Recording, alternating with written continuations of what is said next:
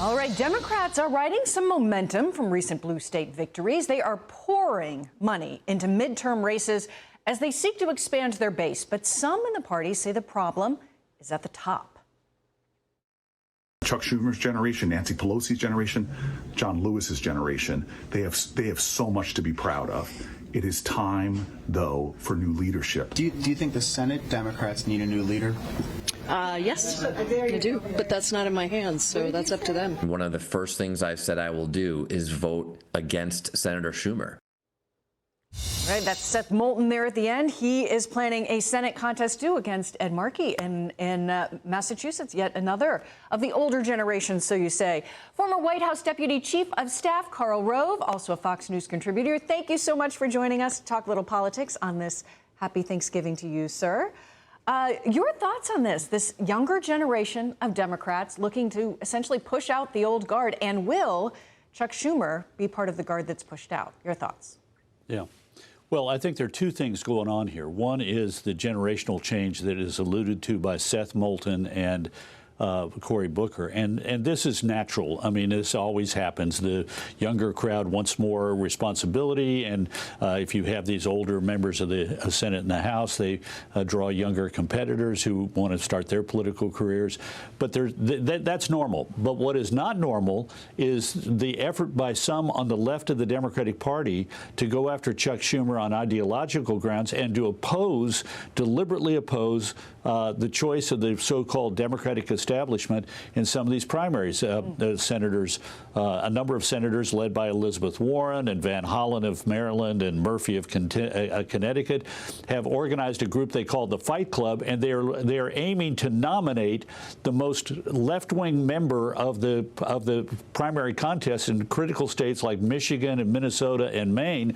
And if they do so, the beneficiaries will be the Republican candidates, because these are battleground states. These are going to be battleground races. And the notion that the more extreme left-wing candidate you can nominate is going to have a better chance of carrying those seats is ridiculous. Yeah, the Fight Club's a great one to bring up. There's this headline from The Hill, a headline, quote, "Their message is clear. If Democrats want energy, vision, and a real shot at regaining the Senate majority, the party can't keep relying on yesterday's playbook." And maybe that's the real question. At a moment when young voters are disengaging with the Democratic Party, trust is low, the stakes couldn't be higher. Is it time to let new leaders take the wheel? In politics, when this many people start clearing their throat at the same time, someone in leadership should probably start listening. And it's not just the progressive voice. We're also hearing,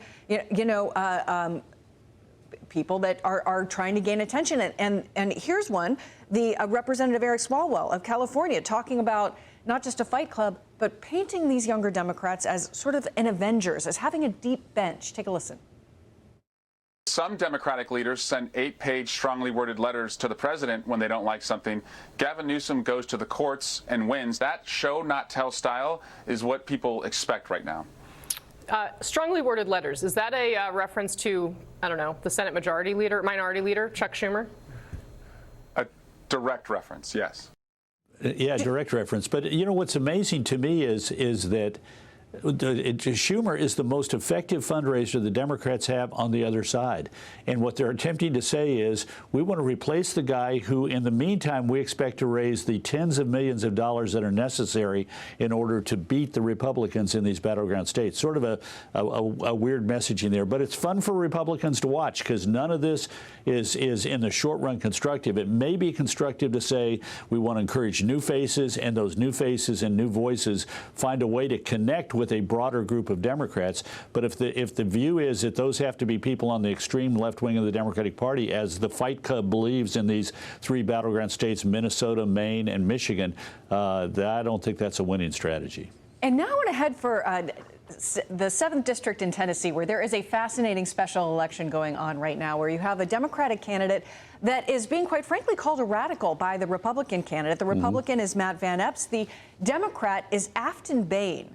And she's made some pretty interesting comments about the area where she lives, said some things about Nashville, very disparaging things about Nashville, and about law officers as well. Here's one, for instance, where she tweeted about good morning, especially to the 54% of Americans that believe burning down a police station is justified. Where's the proposal that dissolves the MNPD Nashville. And she goes on, she was directly challenged about this on MSNBC, and she talks about how she doesn't remember and tries to switch the conversation to affordability. What do you make of this race? Well, it's a special election, so lots of crazy things can happen. It's an odd district in a way. It includes some of the most liberal parts of Nashville. It also includes the big Republican county south of Nashville, a town of Franklin. It includes Clarksville, Tennessee, which is the bedroom community for Fort Campbell, which is right across the border in Kentucky, and some of the most conservative parts of rural central Tennessee. But it's got the sort of yin and yang. She represents the left-wing yang of some of the inner city precincts of Nashville. I'm not certain that I mean, this is a district Donald Trump won by 22 points. Congressman Green, who resigned the seat in order to enter private business enterprise, won it by 20. It's going to be the Democrats have energy right now, particularly after New Jersey and Virginia. I think it's hard to believe, though, that they're going to be able to win this seat, particularly with this candidate who is out there on the far left fringe. She says nutty things and has said nutty things for years. And as you say, she can't disavow them. She sort of tries to change the subject. Yeah, and unlike some other special elections where there was an upset victory, for instance, very famously about 15 years ago in Massachusetts when Scott Brown won that Senate contest where Democrats were a little bit asleep at the wheel on that race. In this case, Matt Van Epps is out there campaigning. He's in this race. It doesn't seem like the Republicans are letting everything slide, despite the fact that these poll numbers do seem so remarkably close. Yeah, it's good. The Republicans are spending a lot of money, and my suspicion is it will be to a good benefit. But you're right. The numbers are close. It's a sign of the advantage that Democrats have. Republicans are complacent, and Democrats are not. All right. Karl Rove, thank you very much. Happy Thanksgiving. Same to you. Mike.